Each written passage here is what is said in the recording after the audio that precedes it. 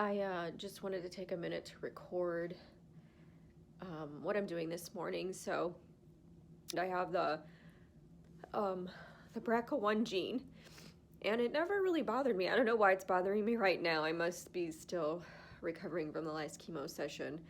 It's the 18th of January. But I just decided to my doctor encouraged me to go online and look at some social media groups that are BRCA positive, and they're like sharing their journey and seeing what some of the results look like after a double mastectomy. And it's very interesting that, the ovarian cancer is the least common of the BRCA gene, and that's the one I ended up having initially. And I don't have breast cancer, but that's part of the gene. It's ovarian, breast, and pancreatic for women.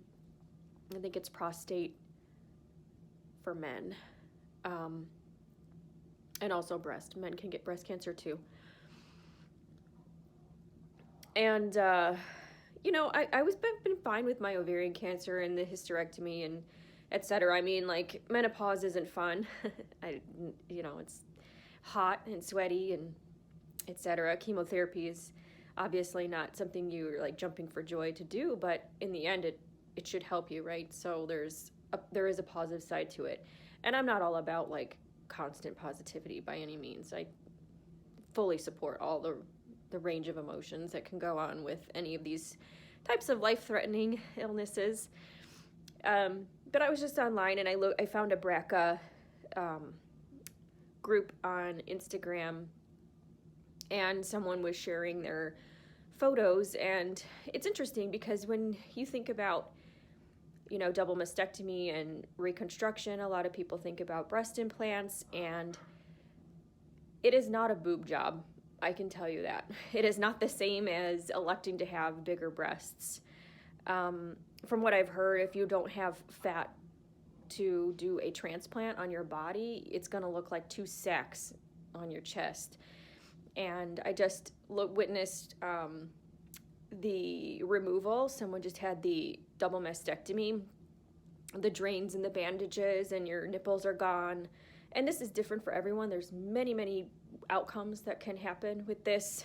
Nipple saving, no nipples, living flat, no implants, etc. My breast doctor, not my surgeon, I haven't met my surgeon yet, but my breast doctor said it might not be likely that they can pull a lot of fat from my body because I don't have a lot of fat on my body. So they use that to smooth out the edges of the implants, because it's not an implant going under a breast like it typically would for a breast enhancement.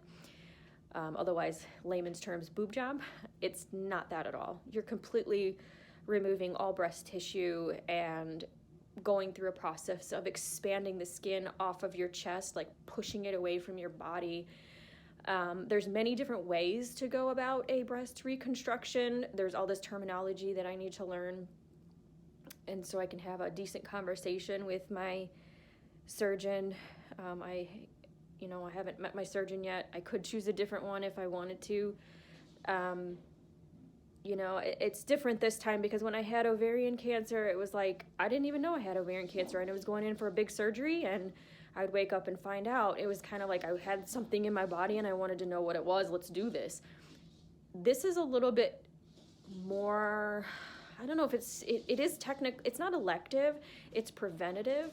A mastectomy, double mastectomy would be preventative so that I wouldn't have cancer again in the future. And my BRCA gene, specific BRCA gene, there's BRCA1, and then there's all these letters and numbers after the gene that's specific to me, my specific, and it's like literally an alphabet. It's like 26 other numbers and letters after the gene that are my specific gene mutation. 78% chance that I could develop breast cancer in the future at an unknown time. We don't know when that will happen, and it freaks me out because of how fast my ovarian cancer came around. My breast cancer could come around just as fast, so it just makes me want to do the preventative. And it's just huge. It's they're talking, I've heard about numbness. You don't feel your chest anymore. If you have nipple reconstruction, you don't feel your nipples anymore. A lot of times they don't even function. someone told me they don't feel their armpits anymore. It's like you lose complete feeling of everything across your chest, and you basically just do reconstruction for aesthetics or to look good in clothing or just to feel like yourself, like whatever it is for you. There's all sorts of ways that we can view the reconstruction, or none. Don't do a reconstruction, you know. And so I have a lot of these things going on in my mind, and I just saw some photos of the double mastectomy. It's a very well followed group, and they're putting out really good information and research on the site. I'll label it down below, but it just hit me kind of hard. Like, this time I have time to think about it. The first time I didn't. So having time to think about it and know that, like, technically right now nothing is wrong with my breasts, and knowing that I'm going to elect to remove them is kind of a big deal. And it's kind of, I don't know, it's just hitting me for some reason. Because I'm, like I've said before, I'm not my body. I am who I am, you know, as I present myself to the world and as I talk to you, and I'm not my body. So it's, in a way, it doesn't really matter, but it clearly does. Like, something is bothering me about this. And I think it's just because I have time to think about it, and I didn't have time to think about the ovarian one, because it is just, and I still have numbness in my body from that too. And I don't know, it's just wanted to capture what goes on, but I really just wanted to say it is not the same as an enhancement. I mean, it's like weeks of, you know, drains and physical limitations, whereas if you had a enhancement, it would be like a day in and out of, and I'm sure there's cases that don't go as well as that, a day in and out of an enhancement, but typically that's what you're looking at as a outpatient procedure. And this will be at least one night in the hospital. I was in the hospital for 5 days for ovarian surgery. So yeah, just having a moment, and I just wanted to share that, yeah, there's ups and downs. I'm not positive all the time. I do choose to try to reframe my thoughts and look on the bright side of things, because I don't want to feel like this all the time. You know, it's my choice to reframe things, and I get to reframe things, but I also get to be sad too about some of the things that I am going through.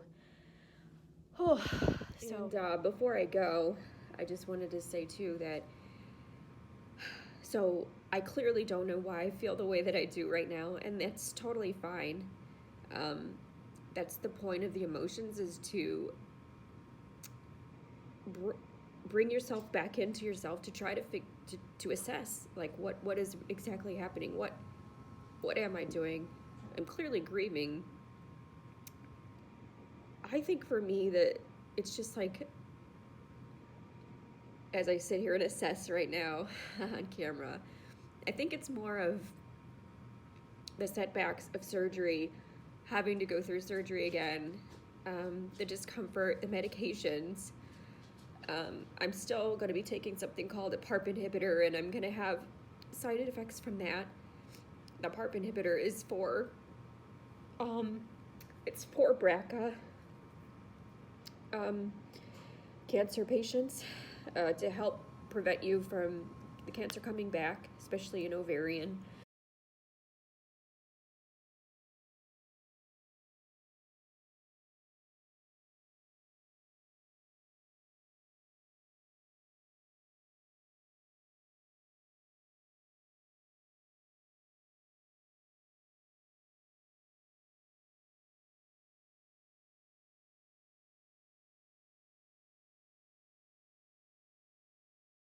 Which is highly likely to come back, at least from the studies, but I think the PARPs have done wonderful for most people to keep the cancer at bay.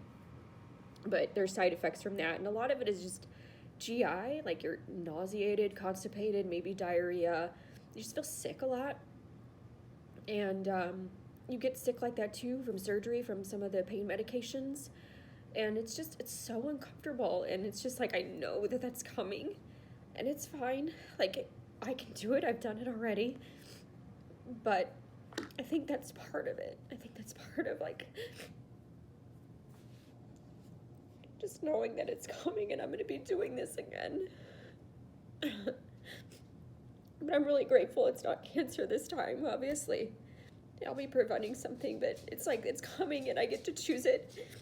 And there's nothing technically wrong with me, but I'm going to do it anyway. So I just wanted to say I think the emotions are just so you could sit there and figure out, like, yourself, understand yourself, and, like, just knowing that, okay, I'm grieving this, it'll actually help me pass through it a little bit faster. It's probably going to be a tough day. So thank you for watching. My dog needs to go outside. Gus, cutting the tension. Thank you.